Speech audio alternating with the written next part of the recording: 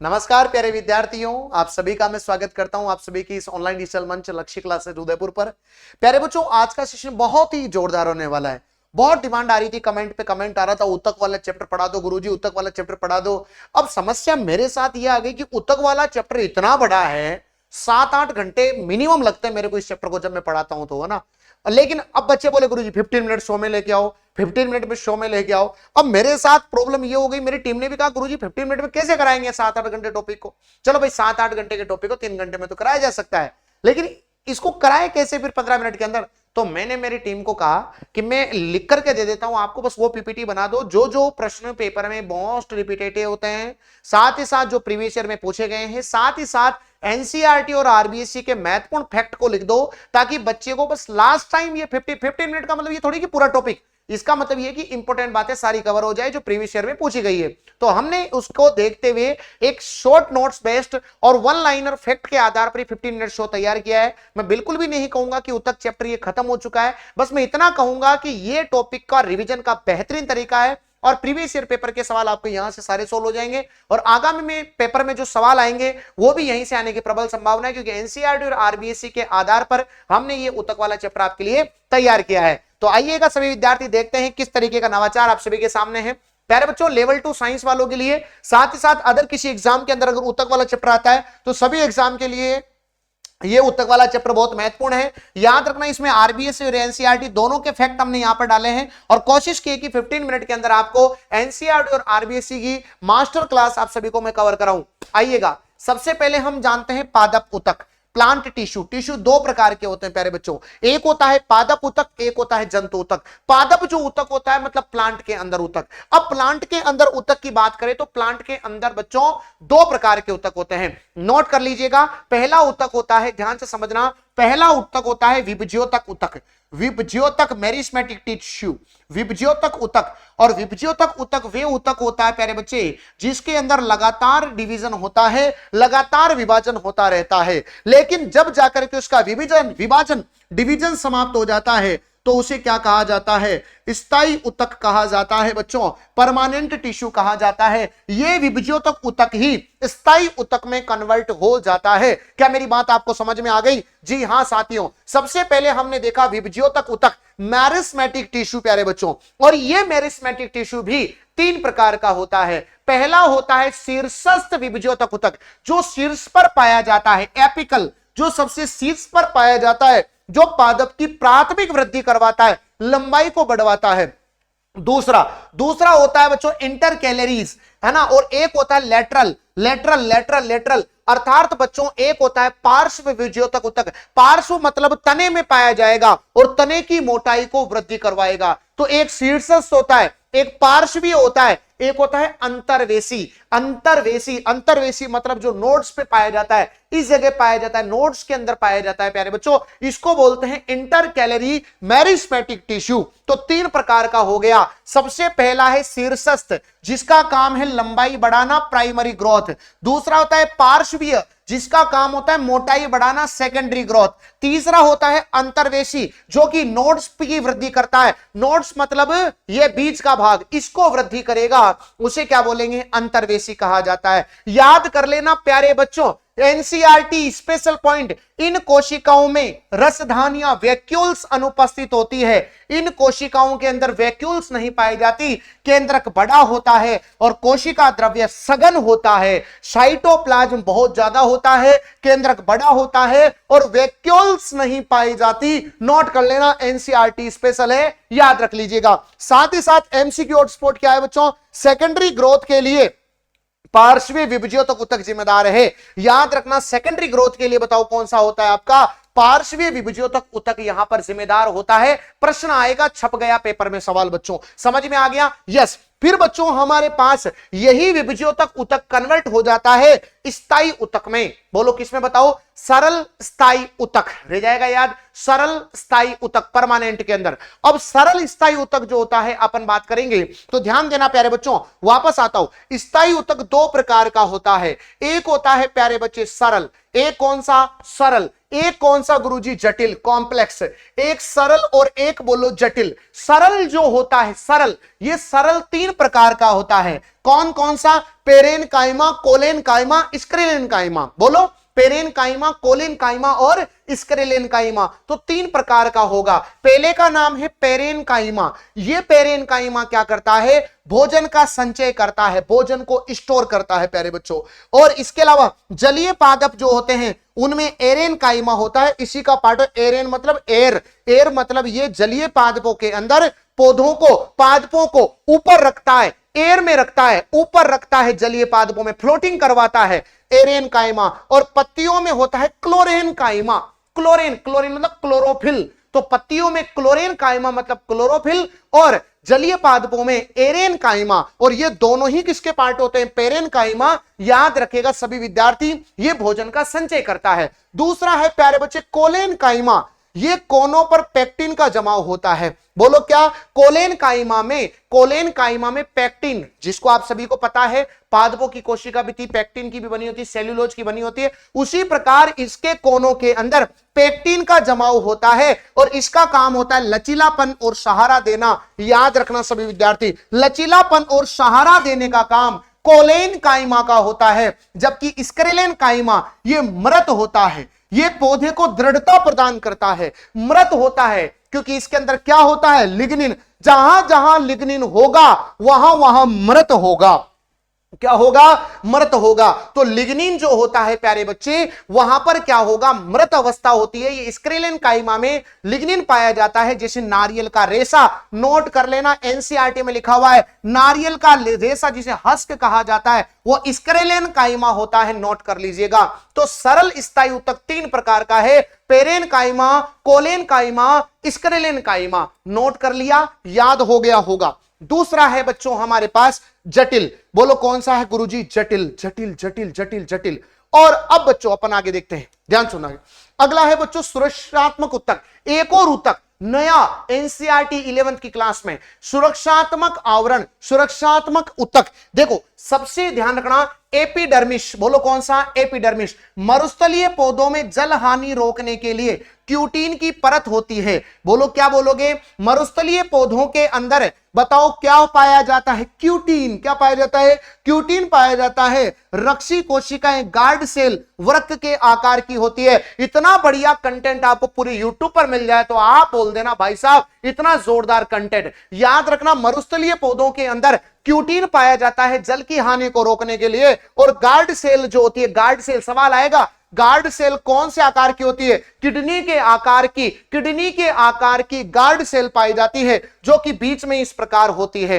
अगला है कोर्क। क्या बोलोगे? कोर्क। पुरानी कोशिकाओं में सुबेरिन होता है, पुरानी कोशिकाओं में सुबेरिन पाया जाता है, जो हवा और पानी के लिए अभेद्य, इम्परमिएबल।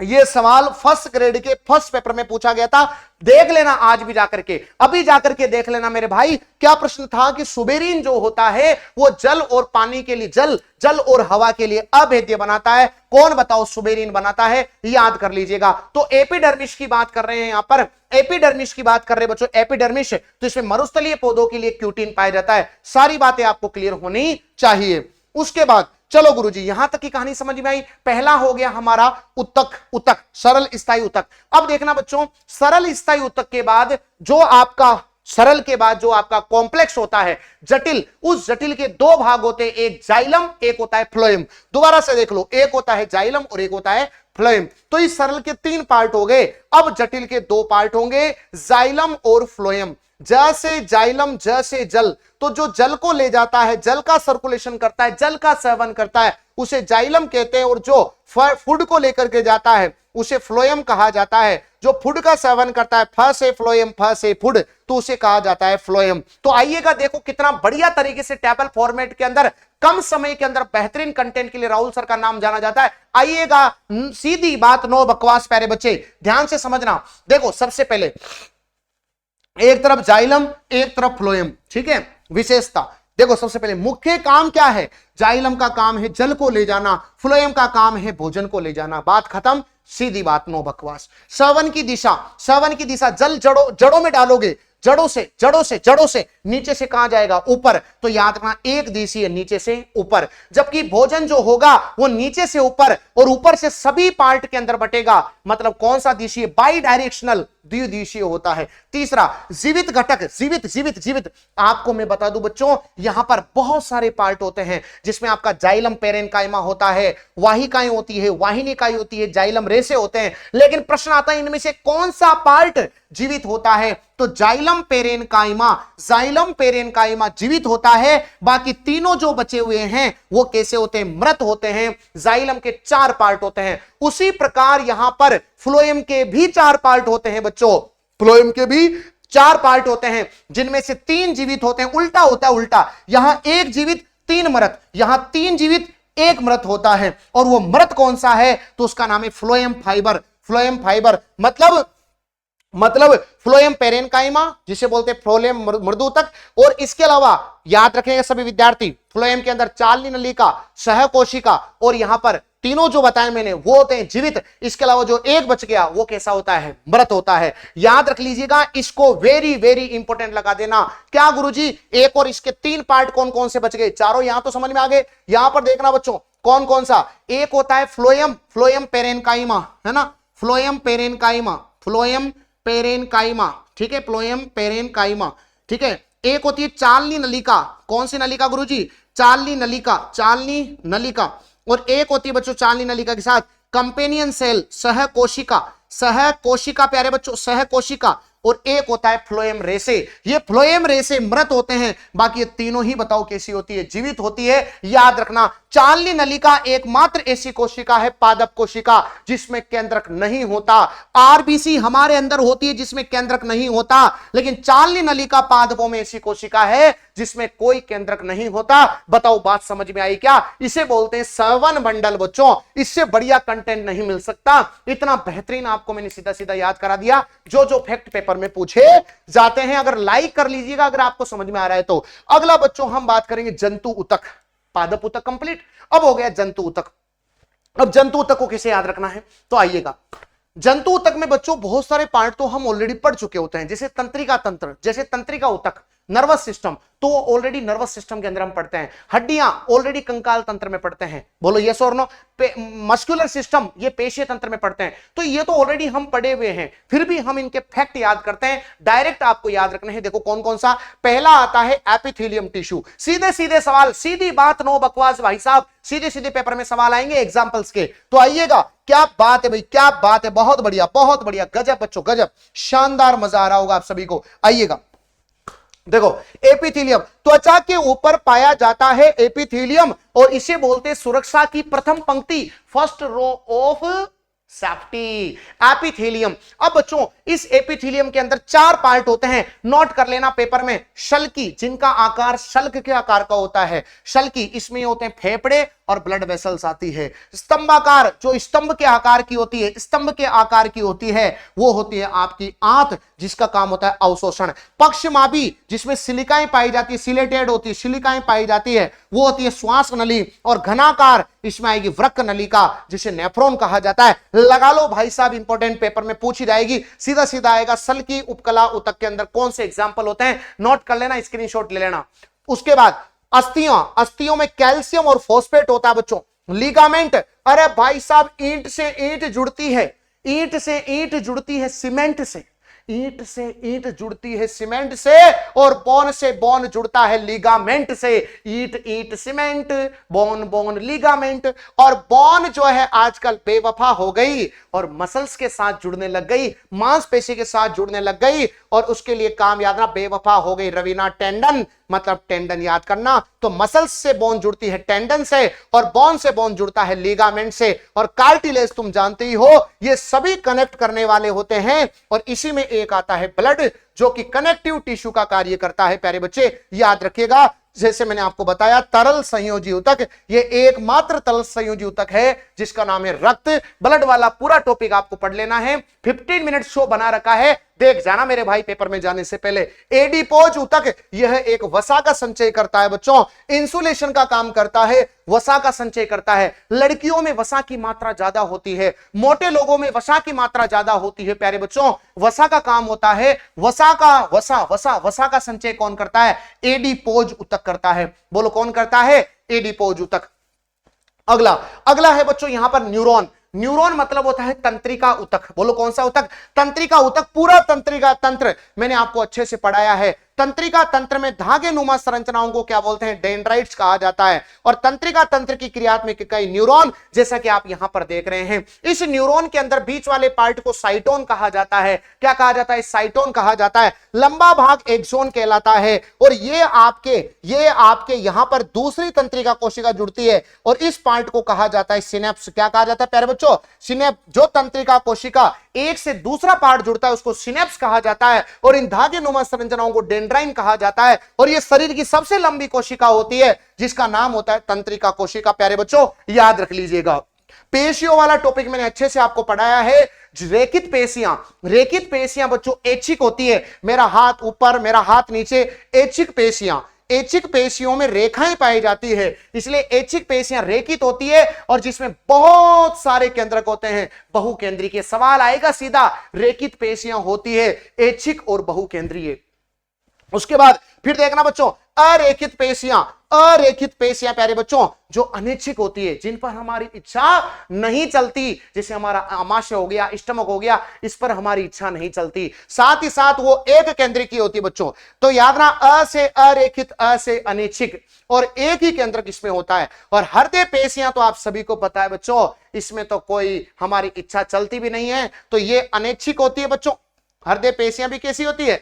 अनैच्छिक होती है, साथ ही साथ शाखित होती है और कभी नहीं थकने वाली होती है। हृदय पेशियां जिस दिन थक जाएगी अपना भी राम नाम सत्य है। तो ये प्रश्न बनते हैं बच्चों यहां से, पेशीय और आपका तंत्रिका ऊतक, पेशीय और आपका तंत्रिका ऊतक। तो ये तंत्रिका है, ये पेशियां है। सीधी बात, नो बकवास। पेपर में आने वाले पॉइंट सीधे दिमाग में सेट करवाऊंगा प्यारे बच्चों। आइएगा लास्ट टाइम बच्चों रिवीजन चेकलिस्ट करके जाना बच्चों। और ये मेरा तरीका अगर आपको पसंद आ रहा है, मेरा कंटेंट अगर आपको पसंद आ रहा है, तो एक लाइक और एक प्यारा सा कमेंट, यही गुरु दक्षिणा आपसे चाहता हूं। फटाफट प्यारे बच्चों याद रखिएगा। लिग्निन, प्रश्न आता है लिग्निन, जहां जहां लिग्निन होगा वो स्क्रेलेन काइमा और ये इसको कठोरता देगा, मतलब ये होता है मृत। बोलो कैसा होता है? मृत। सुबेरीन जो पानी को अंदर नहीं जाने देता, जल रोधी बनाता है, फर्स्ट ग्रेड वाला सवाल। पैक्टिन ये कोलेन काइमा के कोनों पर लचीलापन देता है बच्चों, पैक्टिन। फ्लोएम ये फूड को ले जाने वाला होता है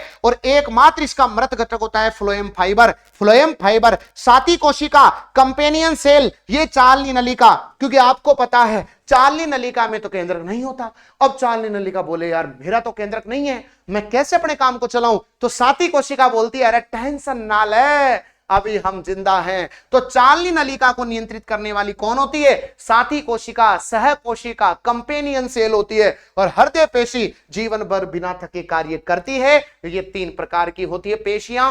पहली होती है रेखित पेशी, दूसरी होती है हमारे पास बताओ अरेखित पेशी, और तीसरी होती है हृदय पेशी। मुझे विश्वास है प्यारे बच्चों कि आज का सेशन आप सभी को अच्छा लगा होगा। मैंने कोशिश की है कि आपके सारे फैक्ट जो है बच्चों वो कवर हो जाए। कम टाइम में आपको, बहुत डिमांडिंग टॉपिक है, कम टाइम में आपको अच्छा कंटेंट में दे दूं। देखो पूरा तो नहीं हो सकता 15 मिनट के अंदर, लेकिन हमने वो सभी पॉइंट डिस्कस किए जो पेपर में मल्टीपल टाइम्स पूछे जाते हैं। कौन से टॉपिक को आपको 15 मिनट शो चाहिए कमेंट बॉक्स में बताना, आपके राहुल सर आपके लिए हाजिर हो जाएंगे। लाइक और कमेंट जरूर करके जाना। जय हिंद, जय भारत।